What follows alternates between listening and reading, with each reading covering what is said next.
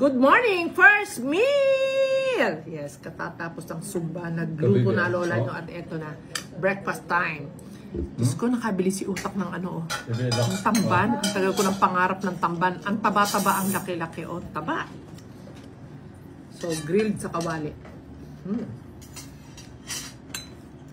Hindi pa yun. Ito yung partner dyan. Nagluto ko ng laswa. Ito may laswa. There. Talbog-talbog lang yan. Alam nyo na yan. Marunong na kayo. Talbog-talbog lang. Ayan. Ayan. Baby, oh. Charlie, pakisaram yung takip para hindi ka mamigil sa tawag mo. So, ito mabilis na kwento ng laswa. Pagpakulo ako ng duya sa mga baguhan pa lang po, ano, dito sa Anythings at mga bagong low carber. Luya, sibuyas, asin. Pakuloy mo ng pakuluin sa konting sabaw. And then, pag dumasa na siya, lagay mo na hipon. Tapos mga 2 kulo, italbog mo na yung, ano ba inuna ko dito? Saluyot at saka okra. Pa! Tapos 1 kulo, isinunod ko na si patola. Pa! Pagkatapos nun, nilagay ko na si malunggay. Pa! Ayun na, luto na siya. Ox na. Timplahan nyo na. Okay na. Tapos na siya talaga. Ganito na siya. Ang bilis lang.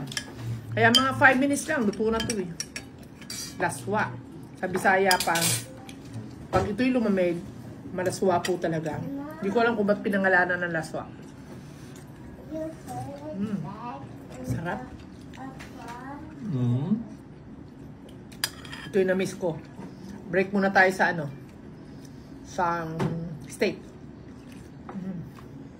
Sarap. Meron pa. Nagluto pa ako ng ano. Pritong bangos. Nagkalkal ako sa rep ni utak. Yan. Pritong bangos. Wow. Ang taba, oh. Ang taba ng tiyan. O tapos, pakita mo na lang yung liempo. Ayun, ang daming liempo. Wow. Pritong liempo. Parang kinuha ko siya ng mga 25 minutes. Pinagsabay-sabay ko yan na luto sa ilang kalan eh. Siguro mga 25 minutes kasi yung liempo natagalan ako dun eh. Kasi frozen yan. Kahapon, nilagay ni utak sa freezer. So, tumigas pinalambot ko pa. Yun. Pero mga 25 minutes. Pero tinan mo ilan, sabay-sabay yan sa kalan. Pero lang, discarte lang, di ba? Pwede yan, kaya-kaya mabilisan. Pero itong laswa, mga 5 minutes lang to. Todas to. Basta nakagayak na lahat ang mga ingredients nyo. Ano naman, luya lang naman, tsaka sibuyas. Try nyo to, oh. Talbog-talbog na laswa. Kahit ano lang na ano, masarap pa nga dito, may talbos ng kamote eh. Wala, di na nakapag-harvest.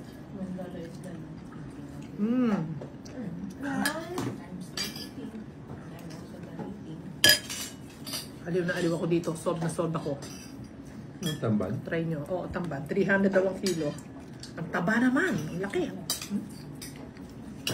Sulit, sulit. Oh, fish it. Tamban.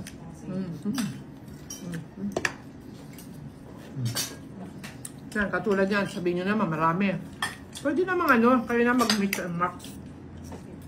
Mixing and matching.